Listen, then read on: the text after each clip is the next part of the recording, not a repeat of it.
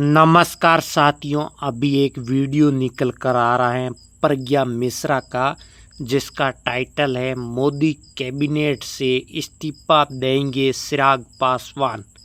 आपको बता दें, जो मोदी सरकार है इसमें चिराग पासवान है, वो हिस्सा है उनकी पार्टी का, और हो सकता है वो इस्तीफा दे सकते हैं, क्योंकि बिहार का चुनाव को देखते हुए हो सकता है वो मोदी से अलग बिहार का चुनाव लड़ेंगे, क्योंकि इसी साल बिहार का चुनाव है। आप सभी लोगों को क्या लग रहा है? और उससे पहले हमारा यूट्यूब चैनल सब्सक्राइब ज़रूर कर लें और वीडियो को शेयर ज़रूर करें। और आइए इस वीडियो को रिएक्ट करते हैं। नरेंद्र मोदी के घोषित हनुमान चिराग पासवान उनकी कैबिनेट से अलग हो सकते हैं। चिराग केंद्र सरकार में खाद्य प्रसंस्करण उद्योग मंत्री हैं, मगर उनका मन वहां लग नहीं रहा है। दोस्तों, आजकल चिराग के बिहार दौरे भी बढ़ गए हैं। पहले भी चिराग ने कई बार कहा कि वो केंद्र की नहीं, बिहार की राजनीति करना चाहते हैं और वही करेंगे। इधर वो जब बिहार आए तो उन्होंने कहा कि मैं बिहार आना चाहता हूं और हर हाल में आके रहूंगा, लेकिन उनके ताजा ऐलान ने हड़कंप मचा दिया है। चिराग पासवान ने कहा कि उनकी पार्टी जिस दिन विधानसभा चुनाव लड़ने के लिए कह देगी, उसके अगले ही दिन वो बिहार आ जाएंगे। अगर पार्टी आज कह दे तो वो कल ही बिहार आ जाएंगे। अब दोस्तों, एक बात है जो समझ में नहीं आती कि आखिर चिराग की पार्टी में, उनकी अपनी पार्टी में उनको निर्देश देगा कौन? भाई, पार्टी के सर्वे सर्वा तो खुद चिराग पासवान है ना, सारे फैसले तो वो खुद लेते हैं। तो क्या चिराग पासवान खुद चिराग पासवान को निर्देश देंगे कि मोदी कैबिनेट छोड़ो और बिहार में आकर एमएलए बनो? आजकल चिराग के बयानों को सुनकर यही लगता है कि वो नीतीश को टेंशन दे रहे हैं और बीजेपी पर दबाव बना रहे हैं। जैसे यही सुन लीजिए। है कि मैं बिहारी पहले हूँ और मेरा राजनीति में आने का कारण ही बिहार और बिहारी रहेंगे। दिल्ली में रहा हूँ, बम्बई में मैंने काम किया और मैंने देखा है कि किन कठिन परिस्थितियों में बिहारियों को वहाँ पे जूझना पड़ता है। और आने वाले दिनों में मैंने खुल के अपनी इस मंशा को सामने रखा है कि जल्द मैं बिहार आना चाहता हूँ और मैं बिहार आऊंगा। दोस्तों, चिराग के कुछ बयानों पर गौर करना बेहद जरूरी है, जो चिराग ने हाल फिलहाल में दिए हैं। मैं बिहार में राजनीति करने के लिए राजनीति में आया।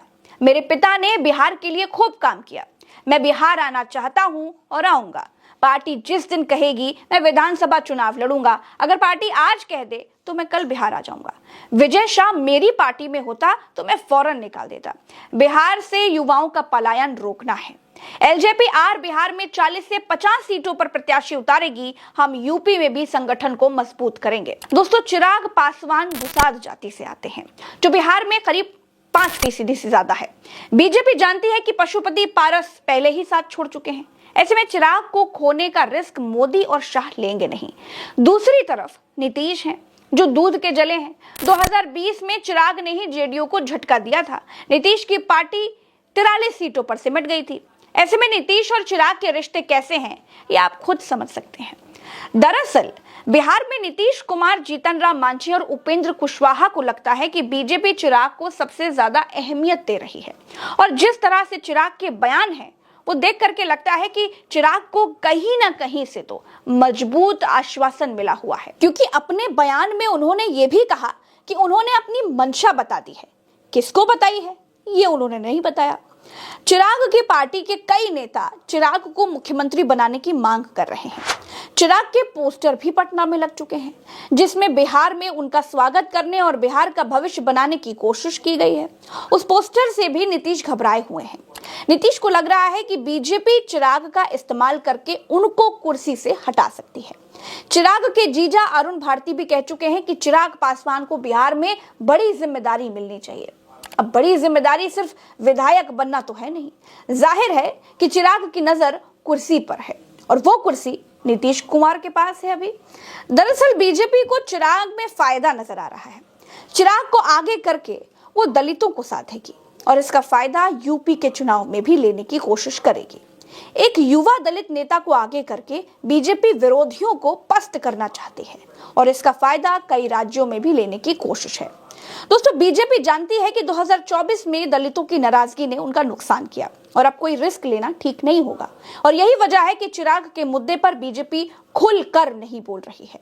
मगर दोस्तों, चिराग के सारे बयानों को सुनने के बाद लग रहा है कि वो किसी बड़ी तैयारी के साथ बिहार आएंगे।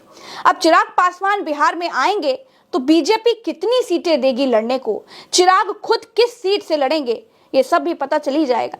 मगर जिस तरह चिराग बिहार से विधायकी लड़ने की बातें कर रहे हैं, वो सुनकर लोगों को लग रहा है कि बिहार में अब की खेला तो होगा।